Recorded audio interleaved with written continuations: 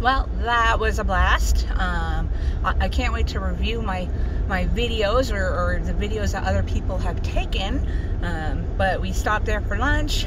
We just had a little snack because we ate earlier, and got to talk to everybody, find out what pages they were on, and we're gonna get on their Facebook and make sure we like them and plan some more Jeep runs. Like, it's a great time when you get together with people who share your same interests, especially when a lot of them are your same age. Some of them are retired, and that's what they do every time they want. You know, if you're retired, say, hey, what do you want to do today? Let's go wheeling. Well, we stopped at a cinder pit that is absolutely perfection for sledding. So I think we might pick up a couple super cheap sleds and then come back maybe next weekend, hopefully the snow's still here, and do some tubing or sledding. That's another thing we always loved to do. We used to go to Hoodoo and Bachelor and do their Autobahn sledding. Hoodoo is, to me, I think it's a little more fun than Bachelor, and it's a little bit cheaper. They actually have like a ski lift that you hold on to a handle and it pulls you to the top of the hill, which that would be a great place to put one. It pulls you to the top of the hill. You ride down on a tube that have slight little bumps, and they have different tracks that you can go down. Some of them are a little more hairy than others. Some of them are very short and easy if you got kids with you. For the adventure extremists, they have ones you could launch you right off the tube. So it's a great time. You know, because of me, we've never been winter outdoor people. But that's one of the benefits of being elevated, is I have energy and motivation and drive, and I want to go do stuff. When I'm down, I just want to lay around in bed and do nothing. So it's kind of a nice balance in a way, as long as I don't go into a deep depression or manic. This is more the middle ground. My therapist, my psychiatrist, likes to refer to it as I'm driving down a 2-lane highway or a 4-lane, you know, a highway, maybe even a back road, you know, with only 2 lanes. And I mean, when I say 2-lane, I mean 2-lane on one side, 4-lane all total. And maybe you're in California and there's like 20 lanes. But you want to stay in your lane. You don't want to cross into the next lane and put a car in the ditch, or, you know, get yourself in the ditch. And that's kind of what navigating bipolar is all about, is staying in the ruts. You know, you don't want to get out in that deep snow that's going to pull you off the edge or get you stuck. You know, the ruts is where you want to be. And that's kind of what I'm focusing on, and putting that, we need music, putting that thought in my head that, hey, I'm going to stay in the ruts, just like driving, 4-wheeling. You don't want to get out of the ruts. The ruts is a safe place. Having music, for me, you know, music helps calm me, helps focus me. So I like to definitely listen to music when I'm elevated and maybe heading towards that manic episode. Of course, being with the love of my life, my soulmate, my best friend, and 30 years of marriage, and it's always been wonderful, except for the first 5 years. It was a little rocky, maybe even 10 years, but we grew up. Hubby hit puberty. He started growing hair on his chest, literally. He never had hair on his chest before he hit puberty, and that's about the time that he went up to Alaska to work for the first time. I was at the time still working at T-Mobile. His second year going up there is when I lost my job at T-Mobile, so I went to school, Central Oregon Community College, and got my degree for business management with a minor in retail. And yeah, so I got offered a job up there to be with hubby as head of housekeeping. Took the job, went up there for my first time. Actually, I went up there the first time in 2012, the year after hubby started in 2011. And we'd always joked around about marrying each other, and he's always saying, will you marry me? And I was like, nope, you know, just for fun. And always, like, you know, probably at least once a month, if not more, will you marry me? Nope. And so when I was heading up to Alaska to go be with him, I happened to talk to him. I said, will you marry me? And he said yes.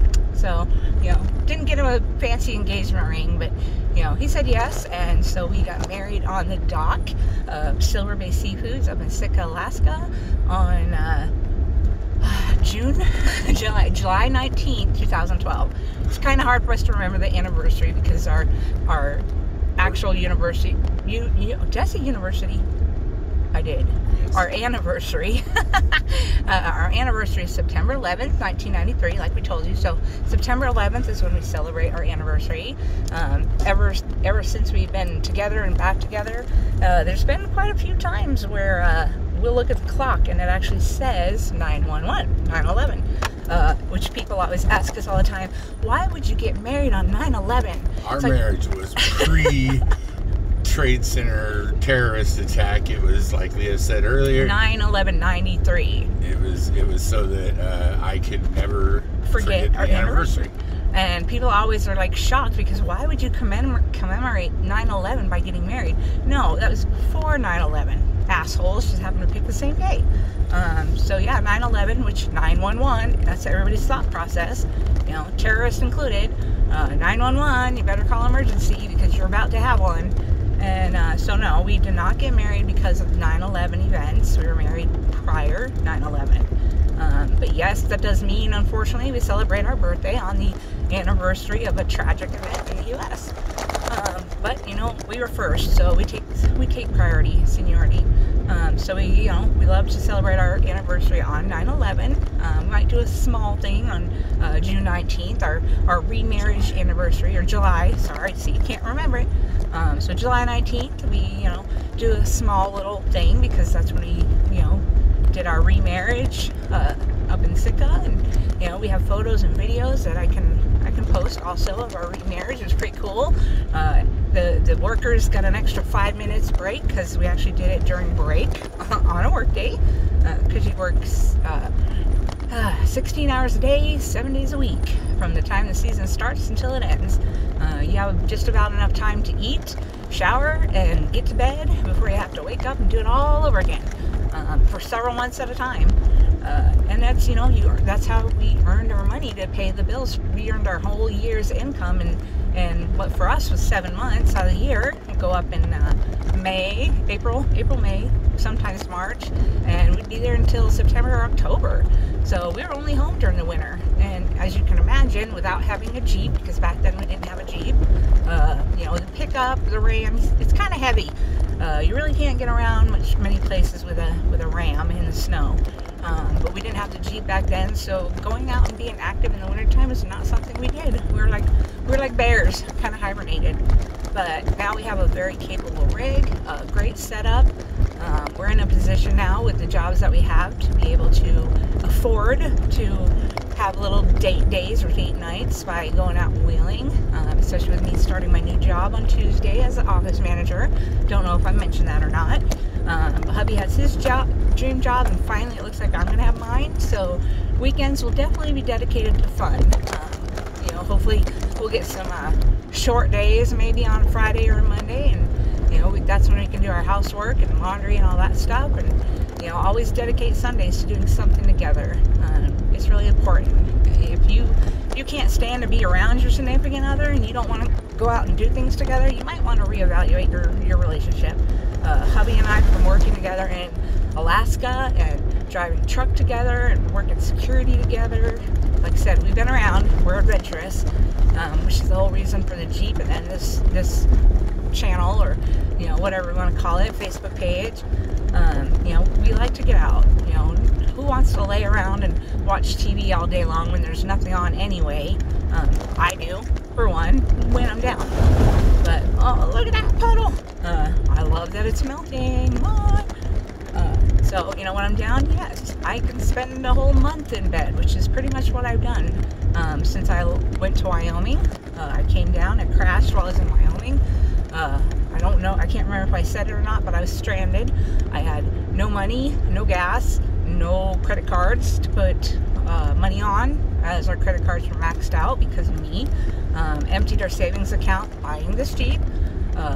Emptied our savings account buying my original Jeep. So we have no funds available. They've been depleted, and now we have a mortgage payment for a Jeep payment, and so things have been really bad this month. I looked like there wasn't going to be a Christmas for us, but I got the idea to make gifts, which homemade is always better anyways, and there was nothing I really wanted that we have pretty much everything we need. As it is, I'm donating a lot of stuff and selling stuff that we don't need, donating it to the unhoused or homeless, you know, especially clothes and stuff, blankets, shoes, things I don't need. I don't need 50 pairs of boots, and, you know, I don't need 20 pairs of socks or 50 pairs of underwear, you know, so why not, you know, downsize. Someday we hope to retire and travel, either in a Class C or a fifth wheel. Super C, or a motorhome or a fifth wheel. We want to travel when we retire and not be stuck watching TV and doing the same thing over and over. Just like driving truck, which is another option. We thought about going back to driving truck and buying a truck, be owner operator, trade in everything we didn't need, would just keep the Jeep and you know, put that money down on a truck and go back to truck driving. And when you're owner operator, you pick and choose when you run. So we get load boards, we broker our own loads, and you know, if we don't want to go somewhere, we just say nope, we don't want to go there. You pick and choose. Oh, great turnaround spot. So you use that on the trail. Yeah, especially by that berm. So, you know, it's like you broke your loads. You're your own boss. You can work or you don't have to work. It's entirely up to you. And I was thinking it'd be awesome to get a semi-truck, buy it, and then tow a fifth wheel, you know, instead of getting a huge sleeper that you can't, you know, because you can't tow anything or haul anything with. The sleepers get too big where you have a little kitchenette and a bathroom and all that. It limits how much you can actually haul. So you're limiting how much income you can actually make. So with being able to not have a huge sleeper, we can even have a day cab if we needed. We'd only run during the daytime or at night if we feel, you know, we can run into the later hours, especially during the summer. But in the winter, when it gets dark at 4 o'clock, we're ready to stop for the night and hang it up, get some food in our bellies, go take a shower, maybe watch some TV, walk around the truck stop, especially Iowa 80. People, if you're ever in Iowa, plan to go through Iowa, or if you don't live in Iowa 80 travel stop. If you've never been there, it is the mecca of truck stops. Or I should stop saying truck stop. It's actually a travel stop. They have parking for RVs as well as trucks, and they have enough parking at that truck stop alone that they never get full. And there's also another truck stop on the other side of the freeway, so plenty of parking. Never have to worry or stress out about not being able to find a place to park. But they're basically a mall. Literally, that's the only thing you can compare it to. It's a travel stop mall. It has a food cart, it has souvenir shops, it has a restaurant with a buffet, it has a dentist, a chiropractor, a barber, a movie theater. It's everything a mall. I don't know if that one, you might even have a dentist. Yeah, I did have a dentist. That's what I said. Dentist, chiropractor. I think they even had a little clinic in there, so you could live at Iowa 80, which I would love to do, because if we retire and we travel across country, be it a Class A, a Super C, or a fifth wheel, which my idea is, again, buy the semi-truck and haul the fifth wheel with the semi-truck, and then put our Jeep on a trailer behind it, or we just get a fifth wheel with a toy hauler. See if we can actually fit the Jeep in the back of the toy hauler, which I'm pretty certain it would. We should really test that out. We gotta go look at some fifth wheels to see if we can squeeze her in. We just measure it. So maybe if we had a Suzuki Samurai. No, I think that's a bit. Think about it.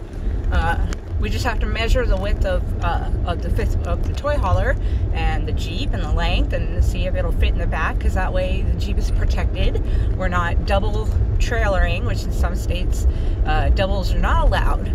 If you have a fifth wheel that you're towing, you cannot tow a trailer behind that fifth wheel, which you don't want to get yourself in any trouble.